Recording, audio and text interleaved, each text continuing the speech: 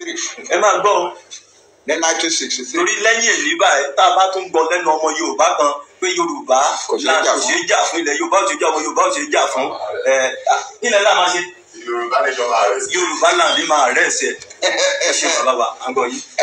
1963 I was a young man. Yes, sir. And I was doing research in like Yoruba history. But what was Yoruba wars of the 19th century. And continue to research in Lagos. So we lost Yoruba, Nigeria, Benin Republic, Togo, etc. Finally, so mo wá lọ sí ìlú kan wọ́n pè ní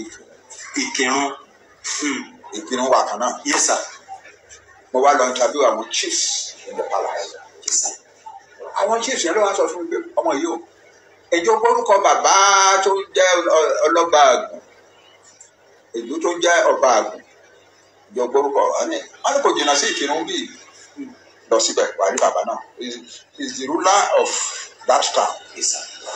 It's a small town, but the old man there is very knowledgeable about it. Can't very much. So nǹkan àgbà ni mo béèrè sá. Ó ṣe ṣẹ̀ wá. So wọ́n ní kò teacher lọ síbẹ̀. Teacher lọ pé gbogbo àwọn adájọ́ lọ sí school. Bẹ́ẹ̀ni sá. Lọ síbẹ̀. Àgbàrí bàbá yẹn á sọ pé nǹkan tó ń béèrè tó dàbí bí àwa ò mọ̀ dáadáa á sọ fún mi. So mo wá lọ sí ìlú náà tó ń pè ní ọba 4 days mo fi interview bàbá yẹn. 4 days. One of the things so only at the bẹ̀rẹ̀ lọ́lọ́run to make a covenant with the Yoruba people.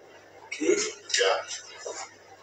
Only at the bẹ̀rẹ̀ ló fi bá ìran Yorùbá dá májẹ̀mú. Yes. Only àwọn bàbá wọn àwọn olórí wọn kúnlẹ̀ síwájú Olódùmarè báyìí. Yes, sir. Olódùmarè wá ń sọ fún wọn wípé ẹ̀yà tí yín ò ní parẹ́ láéláé. Àṣẹ Èdùmàrè. Pé òun dẹ̀ ti ṣètò. Olódùmarè sọ fún wọn pé òun ti ṣètò.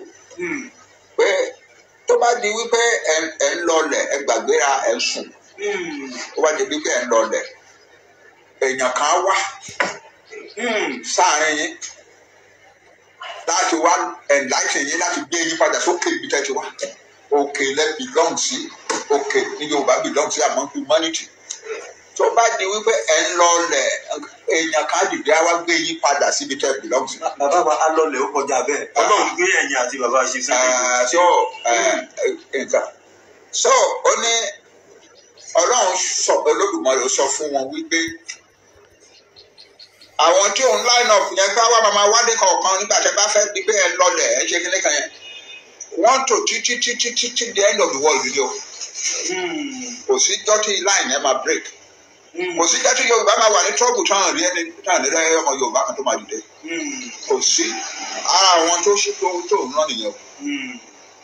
So your nation will never become a small nation.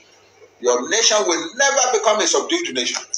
Nǹkan tí bàbá yẹn sọ fún mi jọ ẹni. Gbogbo ọmọ Yorùbá ṣe ń gbọ́ ìsàn ní 1963. Bẹ́ẹ̀ni.